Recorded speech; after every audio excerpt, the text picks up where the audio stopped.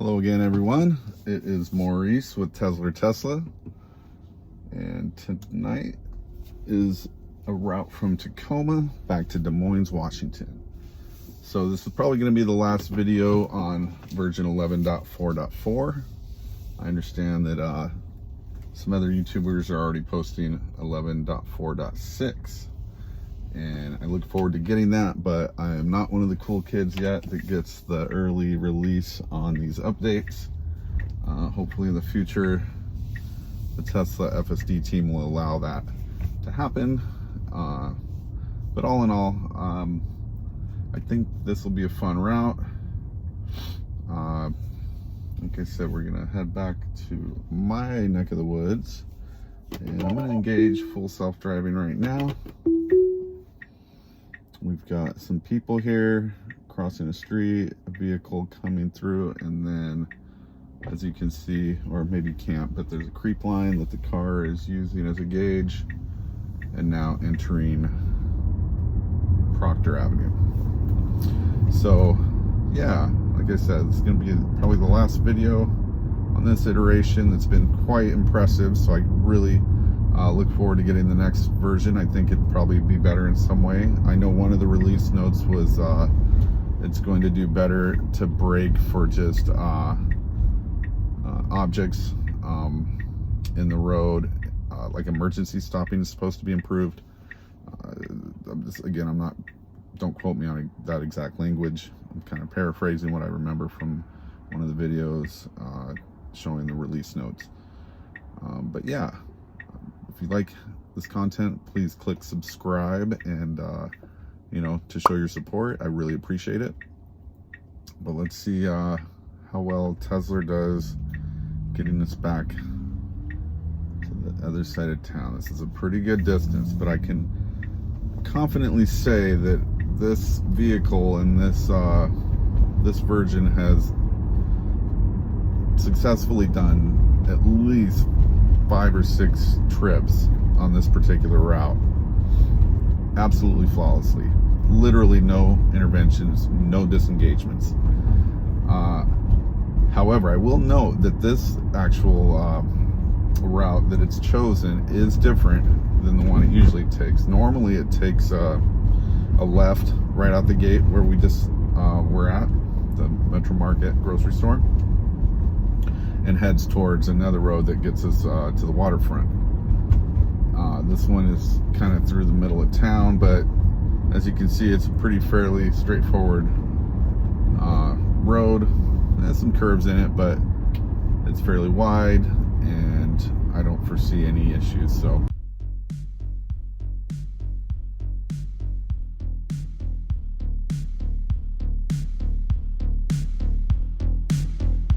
in some other drives, I want to go downtown, take you to Seattle, show you how it does in some of those streets. I had another video that did quite well that was showing the car's capabilities and sort of the, what is that? It's sort of the International District, and it took us over to Madrona, where a friend of mine lives, very successfully.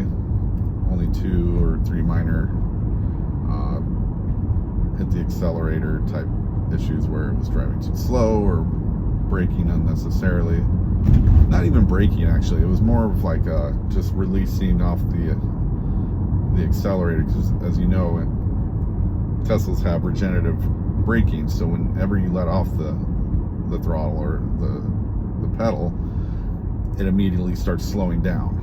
And that's that's good, because it's actually running the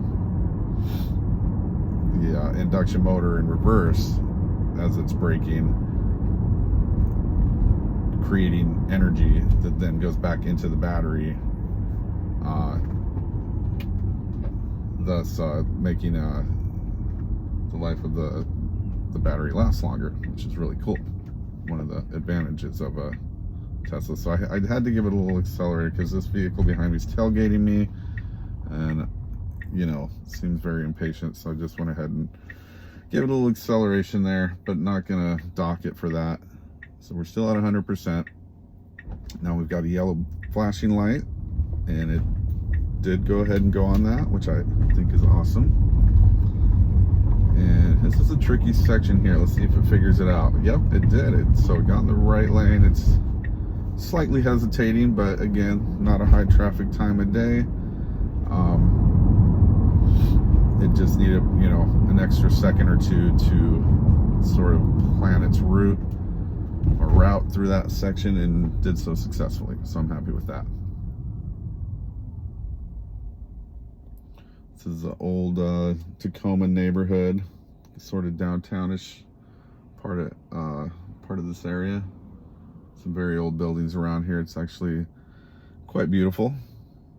Tacoma is an old city, pretty close to as old as Seattle, in fact. And I believe at one time they had a bigger port, so they were the more busy sort of port city at one time, which both of them are known for. Trading and sort of shipping and these kinds of things have always been done out of these two you know, waterfront cities. And at one time, like I say, Tacoma had the lead and grew quite a bit. I'm talking all the way back in the 1800s and into the early 1900s, but eventually Seattle's sort of boom outmatched them, outshined them, and overtook their place as the leader in the region. So, but Tacoma's still a very successful city and still growing and improving, and actually a lovely place to live. The neighborhood I just left is called the Proctor neighborhood, and it is absolutely gorgeous. There's so much life and sort of, you know, activity, and it's just a bustling sort of community that I've been very impressed with. I had never been into this area before until I made a friend down here that I've been visiting, a lady friend, and yeah, good restaurants with good food, some live music. They have a comedy club nearby where she lives. Awesome grocery stores, and in general, just again, a nice place to live. So right now it is stuck on 25. I'm gonna have to manually crank up the speed on it, because I don't know why, but it was stuck at 25 for some reason, even though the visualization here was showing a speed limit sign of 60, which it usually will match or raise its speed up to pretty quickly. But it, for some reason, I let it do it for about 5, almost 6 or 7 seconds there, and it just refused to match what the speed limit sign was. So that was interesting. So that was kind of an error. I guess we can dock it once there for that. But haven't had that happen before. And again, this is a slightly different route than I normally take. So maybe it just needs to be reported. If I go to that route again, I will report it. I actually should have reported it there. I will next time. But I think from here on out, we're not going to have any issue.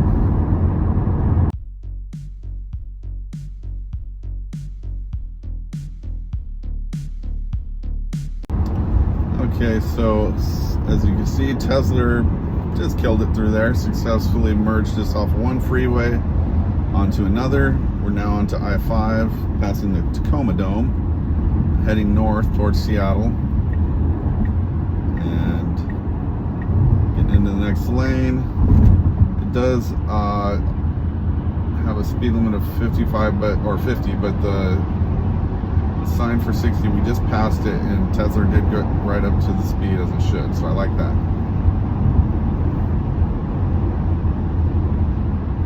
Yeah, so I don't know. I haven't honestly seen too many night drives. I'm not sure why that is, but I'd be happy if y'all comment down below whether you like this sort of thing. As far as me filming FSD at night, seeing how it performs. Because I'll be honest, I think it does really well at night. I've used it many times after, you know, going out to an event, maybe a show downtown, or seeing some live music, or a restaurant, dinner, that kind of thing. Coming home after dark, I'll engage full self-driving, and it is, I would almost venture to say, like, better at night in a lot of times, and I'm not sure why. And maybe it's just a coincidence, or we've gotten lucky, but it does really well at night. I can honestly tell you that. So if you want to see more of this night stuff, I'd be happy to do it. Like I said, not too many other YouTubers I've ever seen do night testing, so I'm not saying it hasn't been done, but it's fun for me. So one thing I do notice, it stays in the slow lane, and I'd like to see it. Oh, is it going to get over? For a second it sounded like it was going to get to the left, but it seems content to be in this slow lane, and I guess that's okay. But you know, let me see. You know what? I wonder. Let's try this. I'm going to crank it up. It's set at the speed limit of 60. I'm going to go up to 65, and let's see if it gets sort of, you know, antsy to get in a faster lane. Even though this car in front of me is actually doing 65 too, so it probably won't, but it might.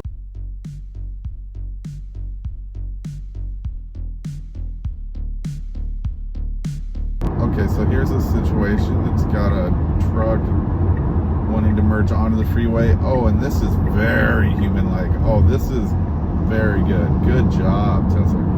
So it gave leeway to that truck, and that was extremely human-like. And this is what we always want to see. We want to see FSD act like a human. This is the goal, right? We want this car, this sort of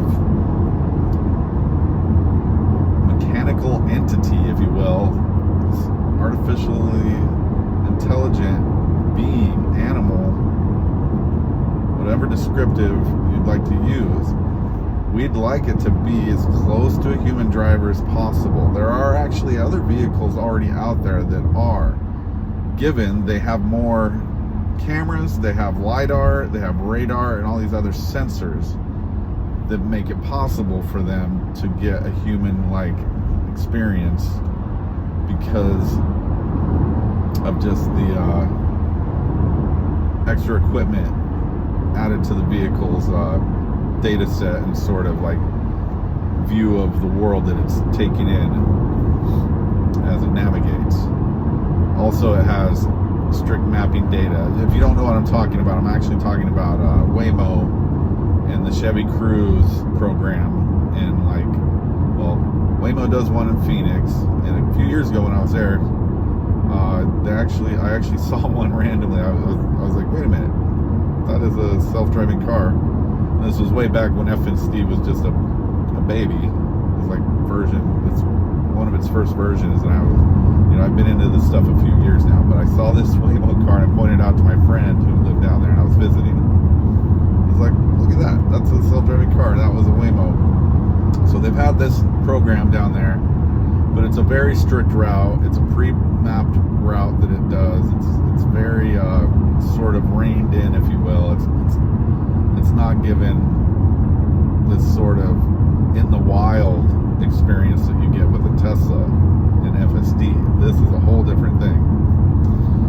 And they also have it in San Francisco, which I watched a recent video of another YouTubers that they did a ride share, or basically like an Uber type situation with the Waymo thing, that's what it does. And I guess they're offering free rides. You have to get on a waiting list right now, but part of their program is to test this software in certain parts of San Francisco, which, as you know, is a very busy and tricky sort of geography for a full self-driving autonomous vehicle to do its thing. It's not easy. So it was very impressive, and the way they described it was very, like, they said it drove almost even better than a human, which I guess I'd have to experience that for myself, because I'm pretty strict. I think I drive very well, and if a car can, autonomous vehicle that is, can drive better than me, I gotta see, kind of a thing, for my own sake, to be able to make that call. But they seem blown away by it, so that was impressive. But again, they're using mass amounts of, they had like 21 cameras, they were using LiDAR, which is still highly expensive technology. They're using radar, which Tesla used to have in FSD, but again, because what Tesla is doing is vastly different than what Waymo and Chevy Cruise are trying to do.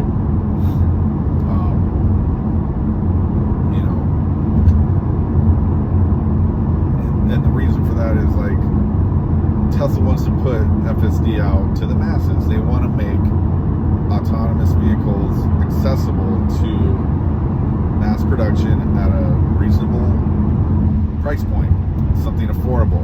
And as many cameras as there were on that Waymo vehicle, and then again the LiDAR and how expensive that technology is, and even the radar sensors, this stuff adds up quick when you start mass producing it in the millions of vehicles that Tesla is wanting to manufacture. So it just makes it, not sensible for their business plan. And I get that, and I support that. The way they're doing it, as you know, or maybe don't know, is using only 8 cameras and 6 on the exterior, I believe. I hope I'm not wrong about that.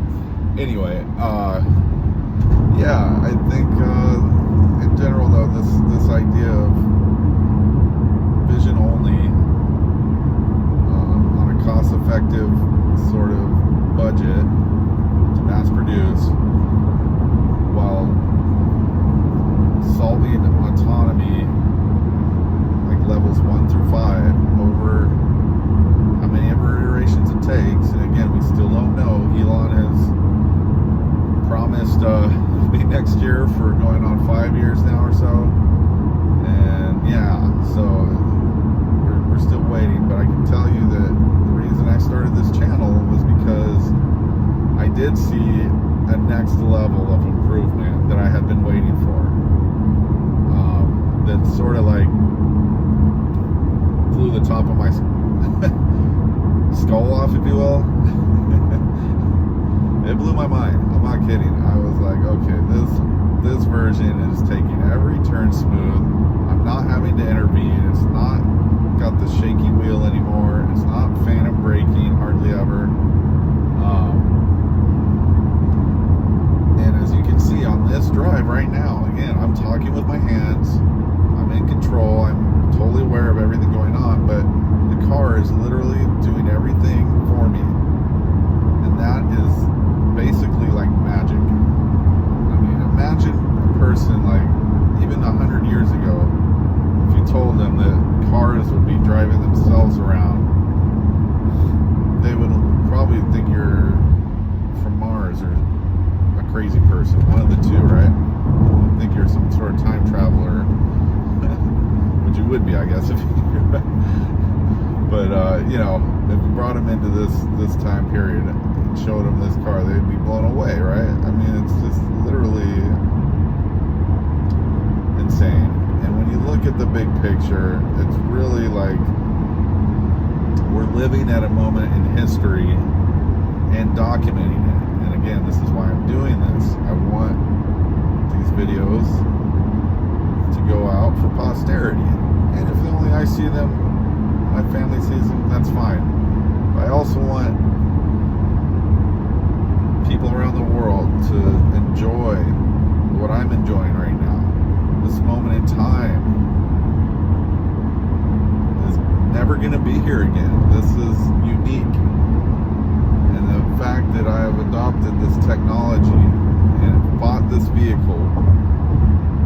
the status of being a beta tester. Take it seriously, and I'm super stoked for all the progress that has been made in just a year. I've only owned this Model Y for 1 year, and here we are just a year later, and I'm basically saying we're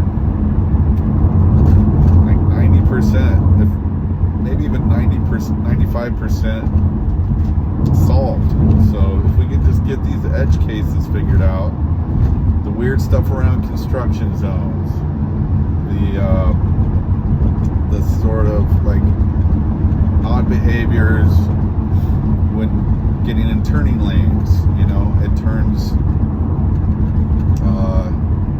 it gets in the wrong lane at the wrong time, you know, or too late, or it'll try to change lanes into a left turn lane when there's a right coming up immediately after. Like the little edge cases like this, some stuff that just needs to be figured out. Obviously it needs to know about emergency vehicles, and it needs to know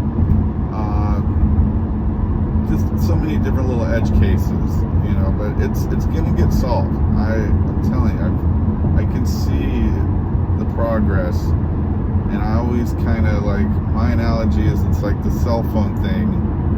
You know, you think of how cell phones were when they first came out. They were awful. The flip phone era was, you know, it's like going from the Stone Age into the space age, essentially, from what phones used to be to what they are now. My first cell phone was a giant hunk of metal, this giant chunk, and it was like the most expensive state-of-the-art cell phone at the time. It was like 96. I first moved to Seattle. I got this phone from my uncle who had a locksmith business. I was running calls, and I had this phone he gave me. It was this big black Motorola phone. It was actually kind of sleek. It had a nice design. It had like a magnetic like receiver, but it did have a cord, so it had like a base and a receiver, you know, that was corded, but you know, you pulled it off its magnetic base when you heard it ring, and that was my first cell phone, and that was with Verizon. You know, I've been a Verizon customer since 1996. Literally, I've had the same number since 1996. I'm one of the, I feel like that was barely like when they were just starting off. So again, this is like, think of the evolution of Verizon, you know, even just as a company. Think of the evolution of the internet and web browsers, and you know, now here we are in this age of AI. We've gotten to a new level with ChatGPT 4 and now GPT 5, and we're just reaching these inflection points so much quicker, and I'm really excited about what's coming around the corner with Tesla, because again, I feel like they're just executing their business strategy to perfection. You know, they have done so many amazing things since they began. They started with the Tesla Roadster, produced a very small amount of them for a very small crowd. They were extremely expensive, they had horrible range, probably. Don't quote me on that, but I'm just saying they were their first thing in the, you know, if you know Elon's master plan story, it basically goes, you know, they would sell these roadsters to just a niche market of wealthy individuals that wanted a very special vehicle, which the Roadster was and is, and then they were going to take that money and parlay it, reinvest it, if you will, into the kind of more affordable Model S and X that we saw. Again, a luxury market, but not as expensive. And then they wanted to release a smaller even smaller, more affordable vehicle to the masses, which was the Model 3. And that came out, and it also ramped up pretty well, and they got to understand how to do manufacturing better, how to build cars better. The assembly line process was new to them. They had to navigate that. There was, speed bumps along the way. They weren't without air, but they have definitely followed through on this master plan, because after the Model 3 came, as you know, the Model Y, which is what I'm driving. And as of just the other day, I think it was even yesterday, Rob Maury's another YouTuber I watch, his Tesla Daily Show. If you don't know about it, you should check out. Shout out to you, Mr. Maurer. But he was very excited yesterday about this fact that the Tesla Model Y has overtaken Toyota vehicle cells in California for the first time. And this has all been done in just, the span of 20 years since the inception of the company Tesla. And like he stated, and I agree, that is not nothing. That's big. To just be some little startup company to now being the most sold vehicle in the entire state of California, that's impressive. This company, again, is just firing on every gosh darn cylinder. And again, I just spoke through some turns there. I should be narrating this as well, but I also like to tell stories as I do these drives, and I hope people enjoy them. Let me know if you do, if you don't, if you agree, if you don't. I'm totally open to any kind of constructive criticism. I'm that kind of person. I'm cool with that. But yeah, this is great stuff that we're seeing. History, once again, is being made, and we are living in it. And to be honest, the future that we're in now, in the past, I could see. So it's kind of a funny way of saying, like, the future is now. But yeah, like, I saw all this, just like Elon did. Like, I saw this time period that we're living in now, and it's a beautiful thing to witness and be part of. And again, I am such an ambassador for Tesla and their dreams and their mission for sustainable energy products to be mass produced, distributed to the world, helping to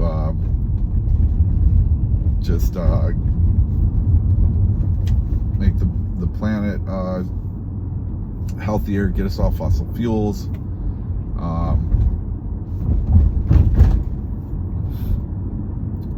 create a safer driving experience for people. Honestly, today when I was headed down to Tacoma, for example, okay, it was a lot of traffic. I don't know, if you don't know the Pacific Northwest, I can tell you our traffic is some of the worst in the nation. Just look it up if you don't believe me. And it's because, I don't know, honestly, I think it's because our freeways are just outdated, and they have gotten upgraded over the years, but this is a mecca. People come here. We have a lot of tech companies, a lot of huge tech companies like Amazon is here, is big here. We've got, obviously Microsoft is one of the, kings of this area. We have Boeing that has a huge footprint in workforce. We have Kirkland, or Costco, if you will, that also is kind of a juggernaut in this part of the world. And just so many other tech companies, have built their brand in this part of the world, much like San Francisco. It's just one of those tech meccas. And so we have a lot of people moving here, and our traffic it seems like no matter how many more lanes we add to the freeways, more people just keep coming here, and it's like, golly, so we have to cut even more road out and create even more freeways, and anyways, it's a whole thing. And so in the midst of all that, when I want to commute, which luckily, again, I think I mentioned this before, I don't have a very long commute. I live and work near my home. Okay, what's it doing here? Hold on one second, I'm going to pause. Okay, got confused for a second. It was about to try to turn left a bit too early. Not turn left, but get into the left turn lane before we were, you know, supposed to. So anyway, it did not make the mistakes, so I'm not going to dock at any points. It's taking this turn beautifully. My hands are not on the wheel. As you can see, Tesla is just total badass. But yeah, this drive to Tacoma today was hard. It was so packed with cars, and everybody's trying to get home and in a hurry, and they're cutting each other off, and there's anger and frustration and impatience, all these kind of anxious vibes and stressful driving vibes. But in my little bubble, me and my Tesla, and love you, Tesla, this vehicle got me all the way to Tacoma, to where I needed to be, without me having to do a thing. And I can't wait for this technology to be completely solved, and then again, everyone being able to take advantage of it, because you're gonna love it. If you haven't experienced it, just wait. You're in for a treat. I can't tell you how freaking happy you're gonna be when you actually get a self-driving car and experience it, because it is an experience that I'm actually realizing, you know, it's kind of unique, especially up here in the Northwest. You know, again, obviously there's places that are even less. Okay, I disengaged because we are here to my street. But let me finish my thought. Let me turn on my light here. Anyway, the future is now. Tesla is the best car manufacturer on the planet Earth. And this is amazing. So keep tuning in. I'll keep bringing you all the updates, all the news, showing you these drives that are history making, beautiful moments to enjoy. I'll try to make them entertaining and fun to watch and listen to. And that's what I promise. This is Maurice with Tesla. Thank you for tuning in, and thank you for your support. Hope you have a great night. And as always, I remind you to go out there to kick butt, take names, have a good one. Boom.